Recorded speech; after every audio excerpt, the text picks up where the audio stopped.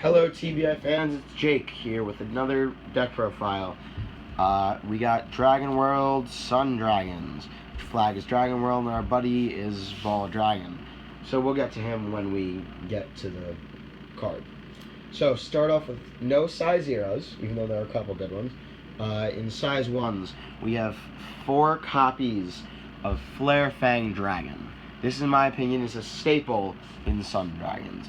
It's size 1, 3/1/1, and when it enters the field with Flare Gift, you can, if you have another Sun Dragon attribute card on your field, you can put the top card deck into the gauge and draw one. Only activates once per turn. So it's a good setup. And next we have 4 copies of Blade Dragon. This is a 3/2/1. And if your opponent does not have a monster in the center, this card gets a floating critical +1. So first turn, this card is always 3 crit for free. This deck, if people don't really know, is about punching to the face or getting effects that involve your opponent's center. Next, we have 3 copies of Blazehorn Dragon.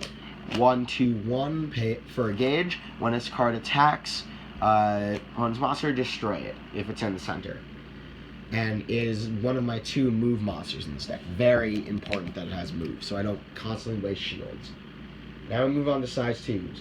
4 copies of my buddy, which is Dragon of the Sun, Ball Dragon. 2 copies of a buddy rare. Oh yeah. It's 5/2/3 at pay 1 gauge is the call cost. Standard comes with Penetrate, and when it attacks, it gains 5,000 extra power. Sadly, people who play this card in any deck need to know that when you use your 1 counter ability per instance, that 5,000 power is your ability. So if someone tries to crossbow this after you've declared an attack, you can't Dragonball or something like that. Next, we have 3 Godly Speedball Dragon. This is a 6/2/3 move monster for free, and if it attacks when your opponent doesn't have a center, you gain a life. It's one of your main ways of life gain, since you don't have too many. Last but not least, in the regular size 2 departments is Flamewing Dragon, 6/2/4, so it can't be hit by crossbow. Pay 1 gauge for call cost, and at the end of the battle of this card, if your opponent does not have a center, give it double attack. Very versatile. Sucks when your opponent has a wall center though. Next, this deck is one of the 3 that introduced impact monsters. So we have 2 Ball Burst Smasher. It's basically your Gargantuan Punisher on legs. 3 gauge, put on top of a card on a Sun Dragon monster in the field, and if it's attacking alone, it can't be nullified. 11/4/6. This card is dumb. All kinds of dumb. And if you boost it with the item, it's like a roaring slash Gargantuan Punisher. But Black Shield is your weakness. Next we have 1 copy of Ball Dragon Ball Grand Strike, 7/3/5. With the item, it becomes 7/4/5 with Penetrate, no matter what. And its call cost is put a Sun Dragon monster from your field to the gauge and pay 2 gauge. So in turn you're going -1 instead of -2. So usually you throw away a size 2 or one of your 2 size 1s. It's actually a very good card. Problem is it becomes vanilla once it hits the field besides that Penetrate ability.